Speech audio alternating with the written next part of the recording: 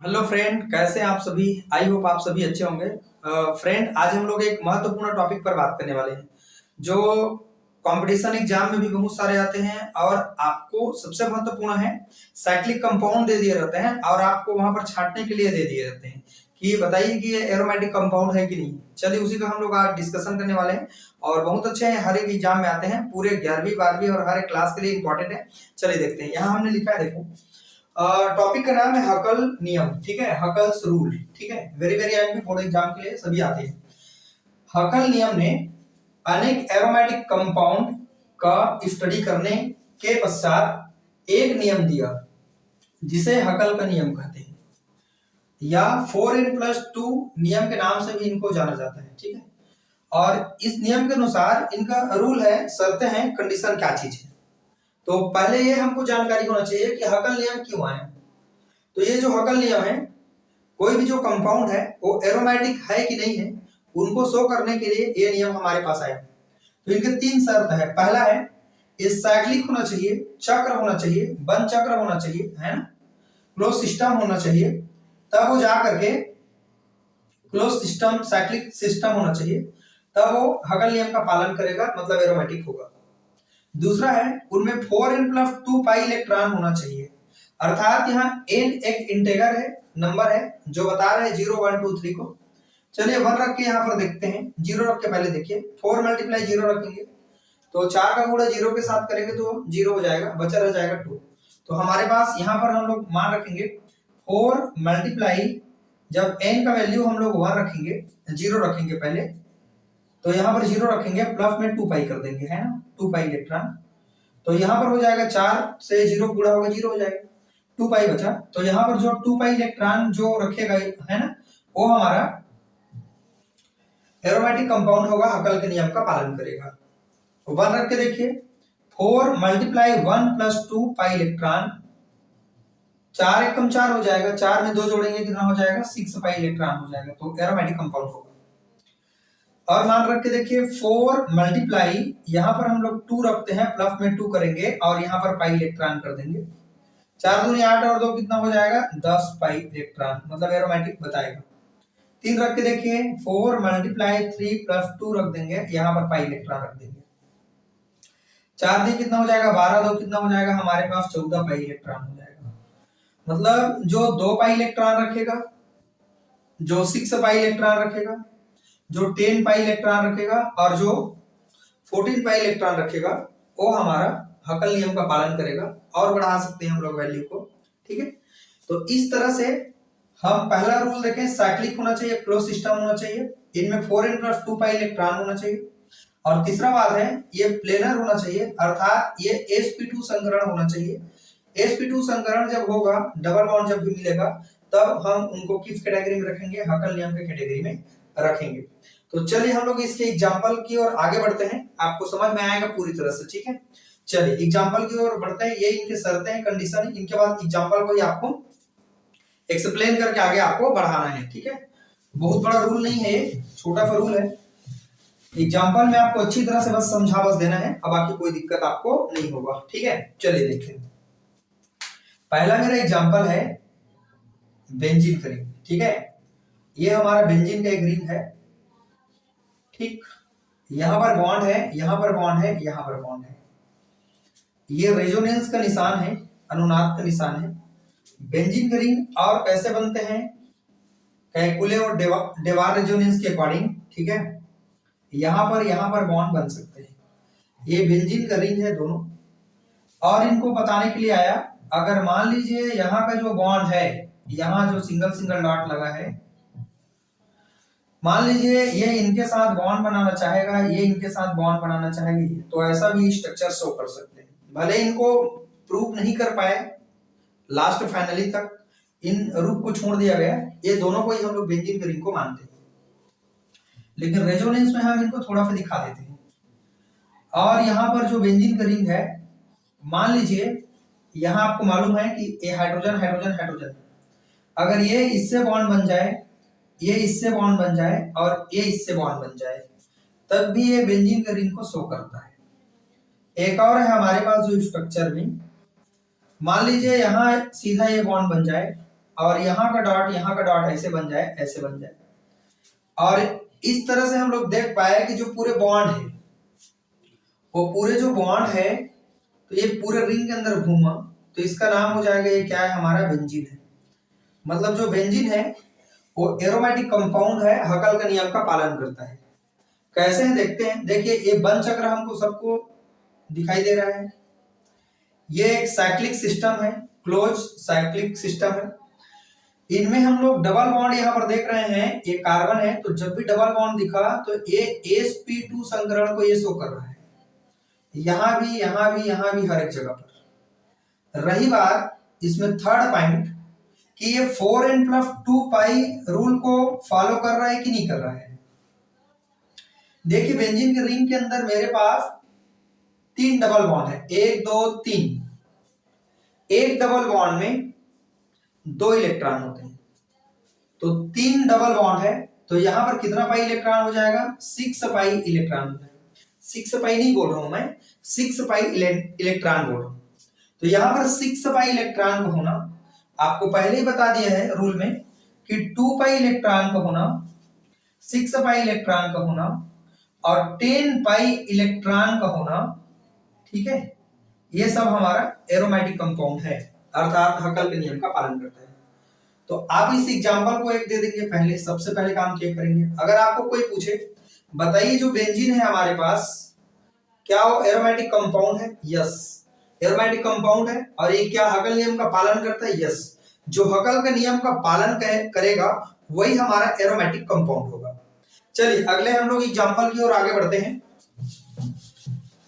दूसरा एग्जांपल है, आपको एग्जांपल ही अच्छा देना है ताकि समझ में आने लगे सामने वाले इंसान को, जो चेक करने वाला है ना। देखिए मैंने कंपाउंड लिखा है, ये साइक्लोप्रोपेन है, ठीक है। मैंने यहाँ पर डबल बॉन्ड लगा लिया है और यहाँ पर लगा लिया है मैंने प्लस चार्ज। क्या ये एरोमेटिक कंपाउंड को बताता है?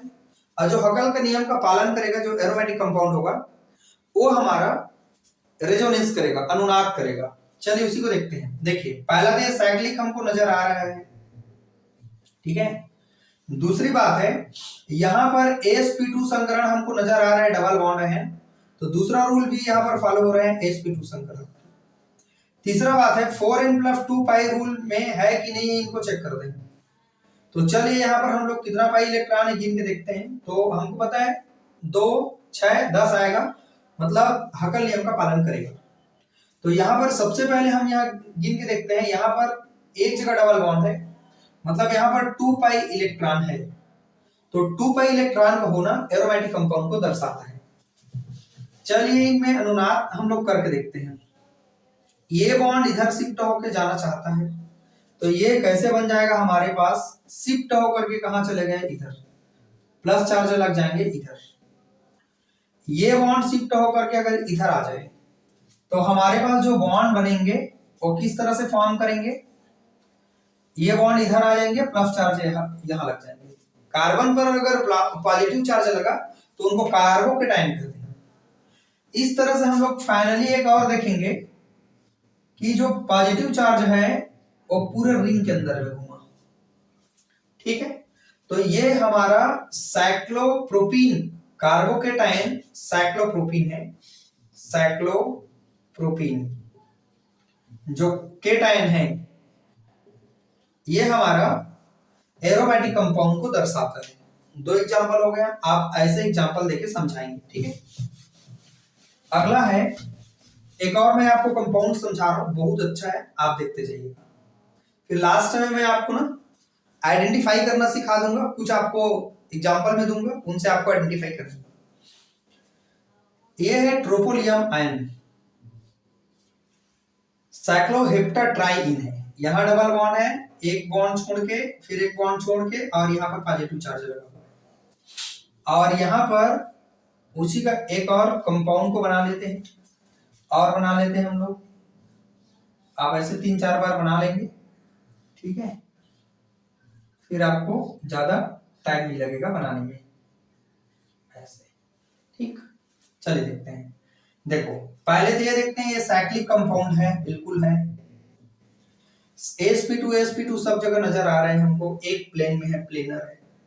तीसरा बात है यहाँ 2 पाई 2 4 2 6 पाई इलेक्ट्रॉन है, तो 6 पाई इलेक्ट्रॉन को होना, 6 पाई इलेक्ट्रॉन को होना एरोमेटिक गुण को दर्शाता है।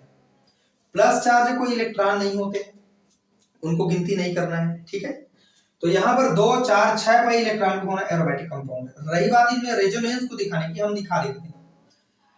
ये बॉन्ड शिफ्ट हो गया यहाँ आया, इसको पहले जैसे रहने दीजिएगा, ये पहले जैसे रहने दे दीजिएगा, है ना। और यहाँ का बॉन्ड हट गया, यहाँ लग गया डबल बॉन्ड, पॉजिटिव चार्ज यहाँ हो गया।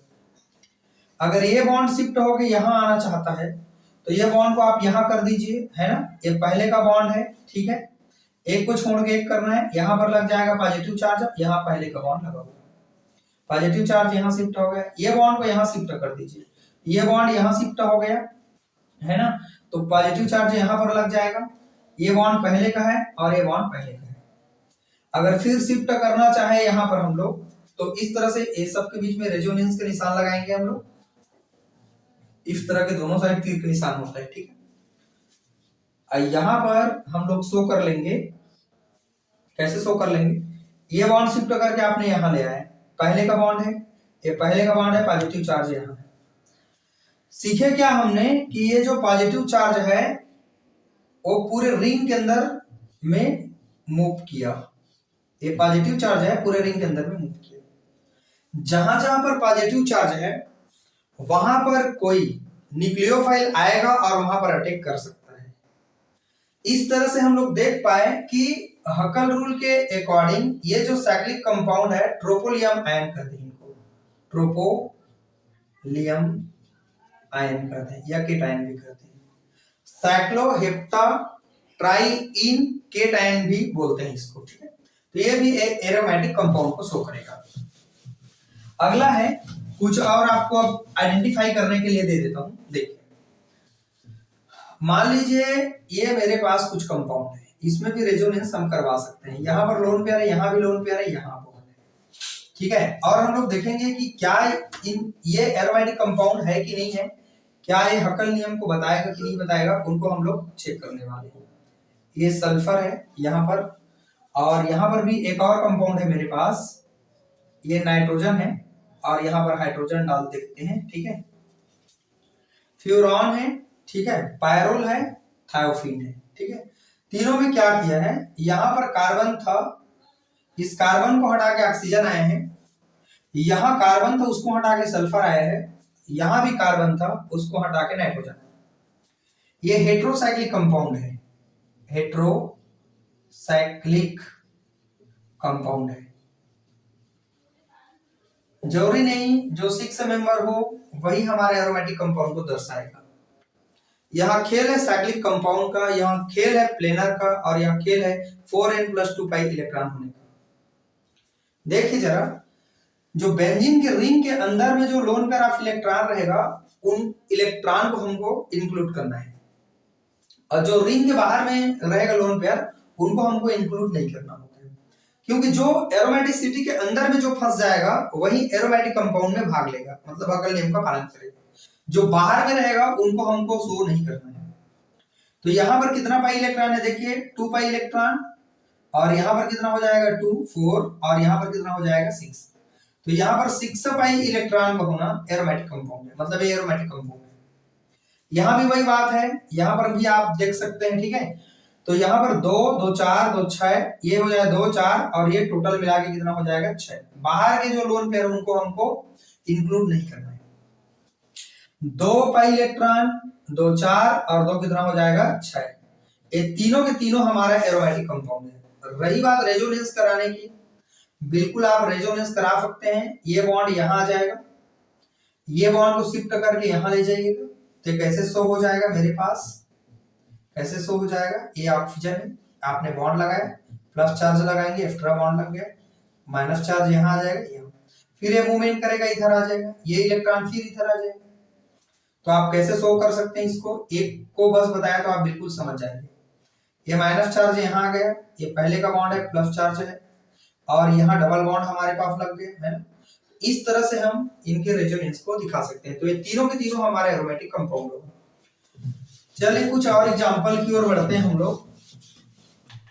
जैसे यहाँ पर है मेरे पास, ठीक है, ये नेप्थलीन है, 2 बेंजीन का रिंग है, ये देख लीजिए, ए बेंजीन का रिंग है, फ्यूज्ड रिंग बोलते हैं इनको। जब दोनों बेंजीन का रिंग आपस में एक साथ जुड़े रहे तो बेंजीन का रिंग नेप्थलीन कहलाएगा, ठीक है। यहाँ पर बॉन्ड है, यहाँ पर बॉन्ड है, यहाँ पर बॉन्ड है, यहाँ पर बॉन्ड है। देखो 2 पाई इलेक्ट्रॉन, 2 4, 2 6, 2 8 और 2 कितना हो जाएगा 10 पाई। 10 पाई इलेक्ट्रॉन है। ये साइक्लिक कंपाउंड दिख रहा है होगा सब लोग को, है ना। और साइक्लिक के साथ साथ ये प्लेनर भी है ना। देखो यहाँ sp2 सब जगह sp2 डबल बॉन्ड है।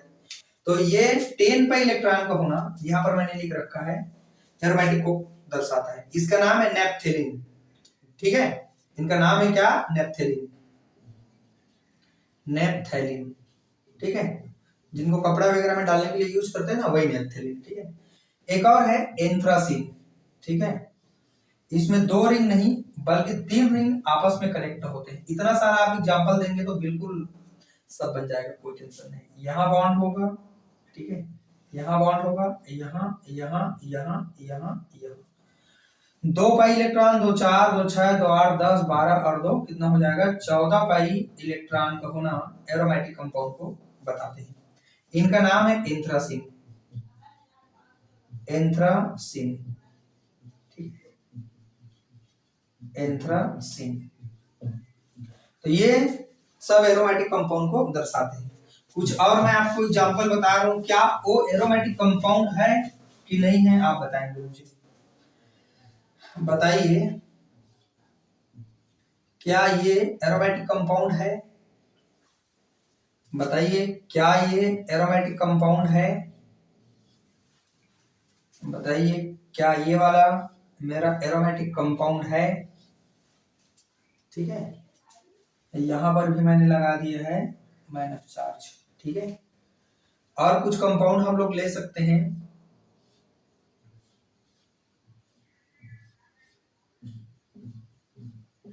ये देखिए, ठीक है, क्या ये एरोमेटिक कंपाउंड है कि नहीं है, चेक करते हैं।